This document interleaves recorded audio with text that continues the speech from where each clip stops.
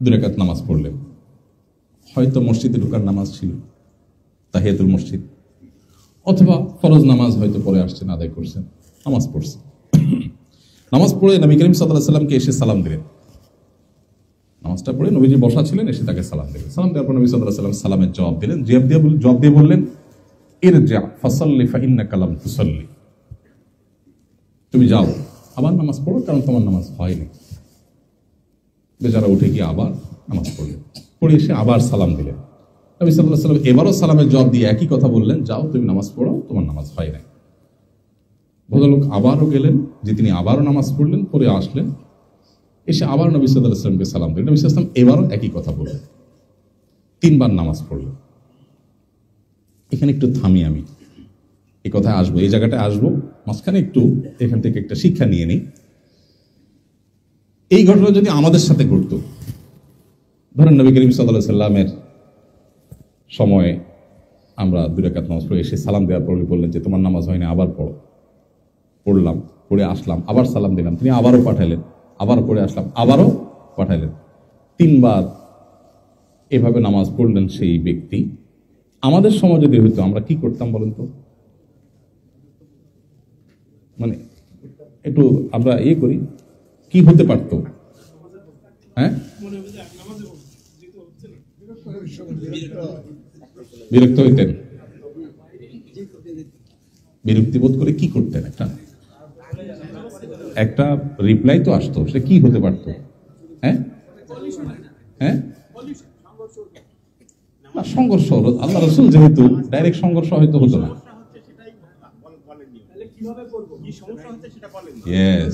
কিভাবে পড়বো, এই যে সঠিক। আমরা হলে বলতাম, আপনি আমাকে বলে দিলেই তো হয়, এবার এতবার নামাজ পড়াচ্ছেন, কি সমস্যা? সমস্যাটা কি?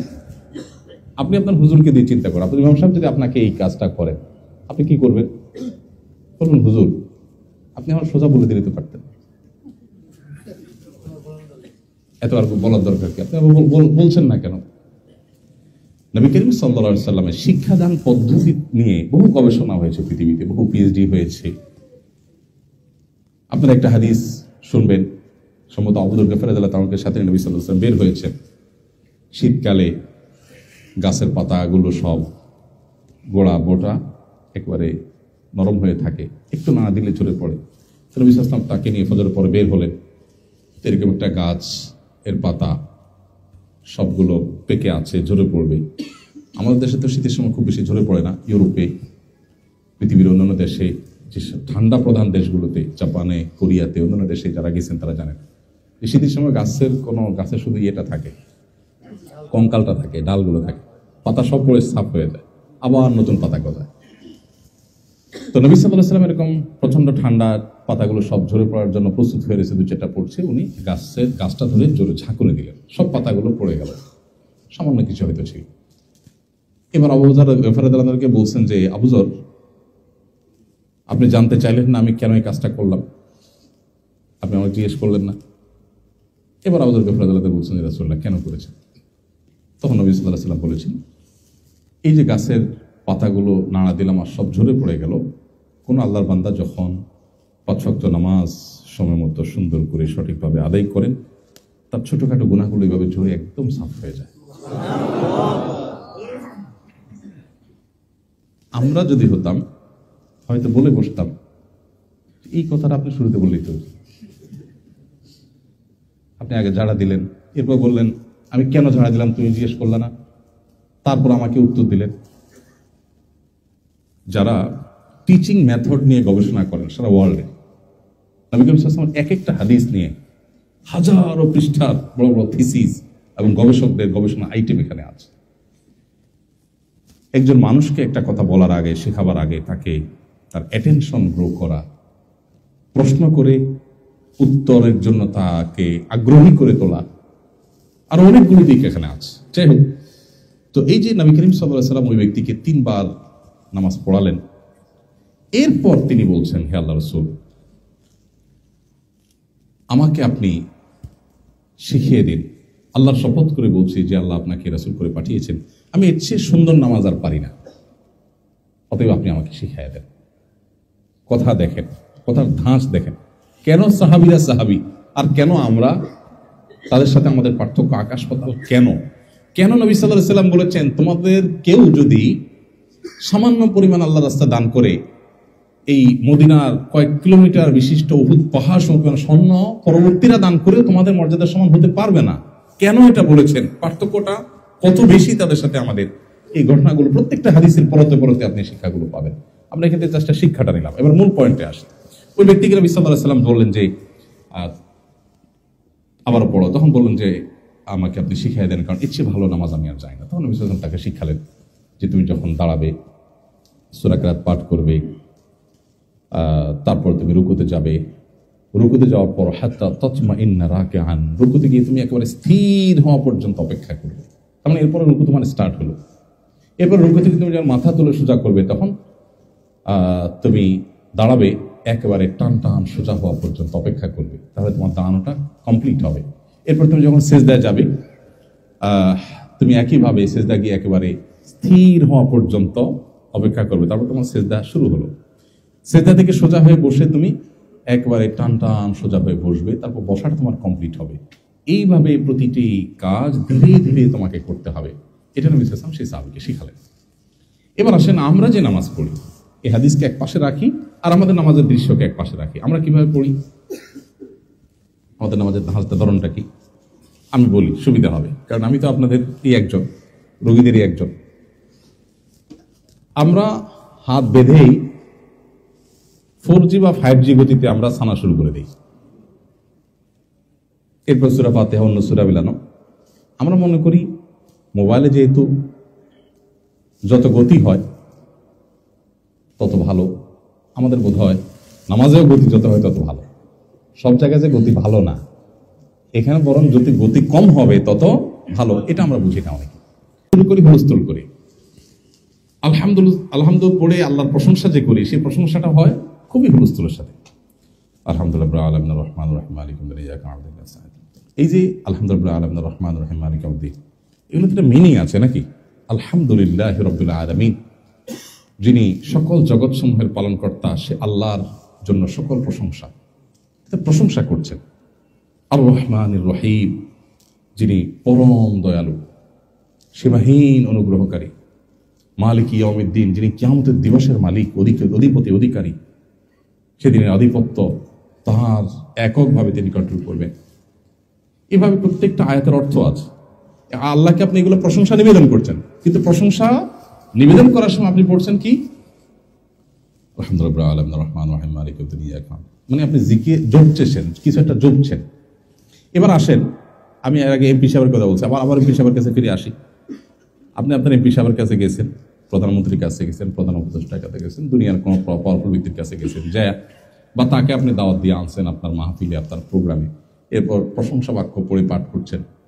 তো আপনার হাতে সময় কম, সেজন্য বলতেছেন যে এমপি সাহেব আপনার মতো মানুষ হয় না, আপনি অনেক ভালো মানুষ, মাশাআল্লাহ আপনার বাপদা 14 গোষ্ঠী ভালো, আপনি অনেক দানশীল মানুষ, আপনি অনেক কিছু করছেন, হান করছেন, তার করছেন। আপনি এমন হুলস্থুল ভাবে বলছেন যে কি বলছেন সেটা পুরো ক্লিয়ার না, পরিষ্কার না। আপনার এই প্রশংসায় কি এমপি সাহেব খুশি হবে না বেজার হবে? বলবে দাওয়াত না দিতা সেটাই ভালো ছিল, ডাইকাই নাই, অপমানটা না করলো পারতা, একথা বলবে না? তাহলে এবার আপনি চিন্তা করেন, আপনি সূরা ফাতিহা পড়ছেন তুফাল মিলে 4G 5G গতিতে, আপনার পড়ার ভিতরে কোনো মাধুর্য নাই, কোনো আল্লাহর প্রতি প্রশংসার প্রকাশের কোনো অনুভূতি নাই, অনুভব নাই, ফিলিংস নাই।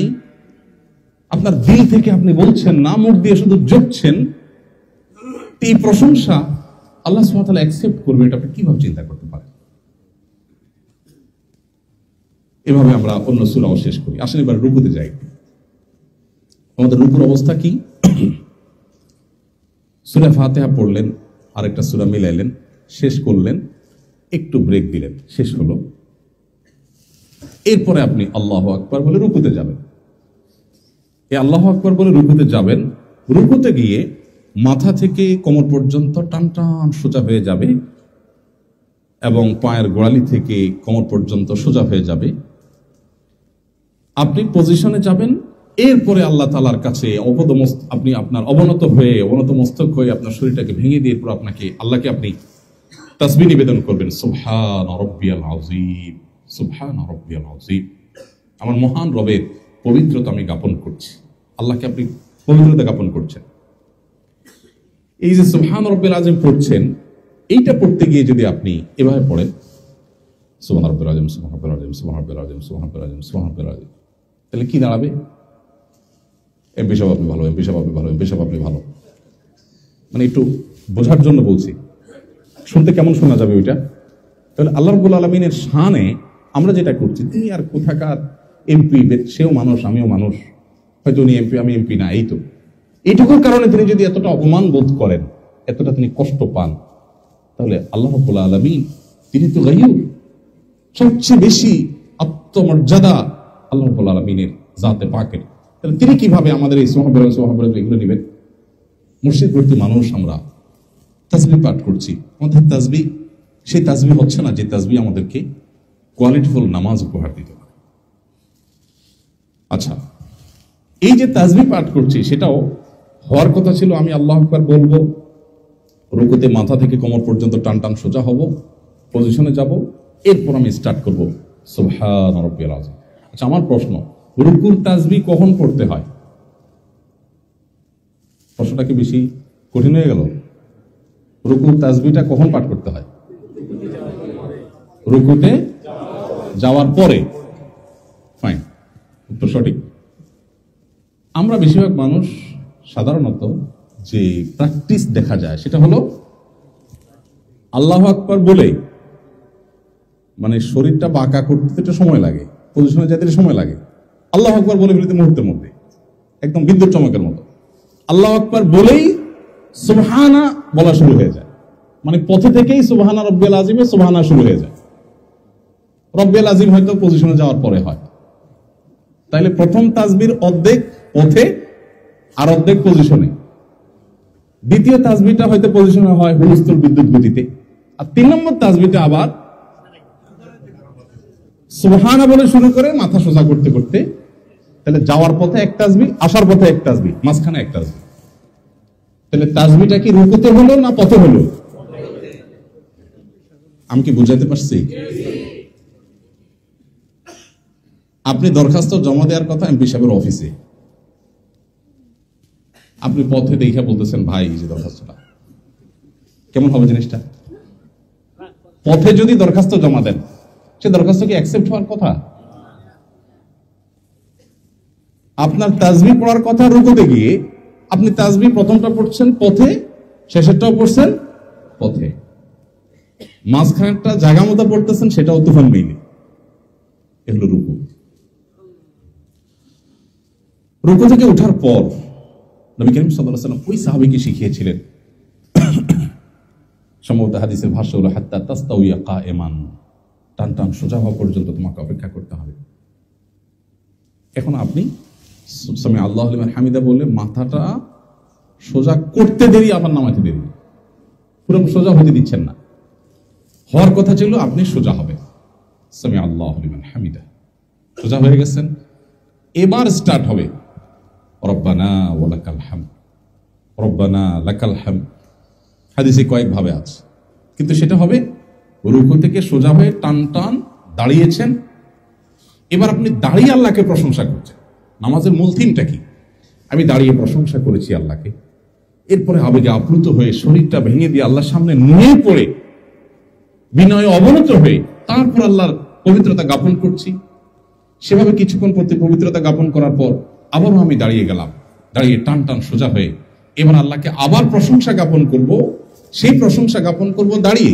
অতএব দাঁড়িয়ে টান টান সোজা হলাম, এরপরে স্টার্ট হবে রব্বানা ওয়া লাকাল হামদ হামদান কাসীরান তাইয়িবান মুবারাকান ফীহ। প্রত্যেকটা শব্দের মিনিং আছে, সেটা বুঝে বুঝে আমি আল্লাহকে নিবেদন করব। হয়ে গেছে দাঁড়ানোর পরের তাসবিহ পড়া, এরপর আমি আল্লাহু আকবার বলে সিজদা যাব। সিজদাও কিন্তু ওই একই কাহিনী হয়, সুবহান রাব্বিয়াল আলা, পথে যাইতে আসতে মাঝখানটা তুফান মিলে 4G গতিতে, শেষ সিজদা। সিজদা থেকে উঠেও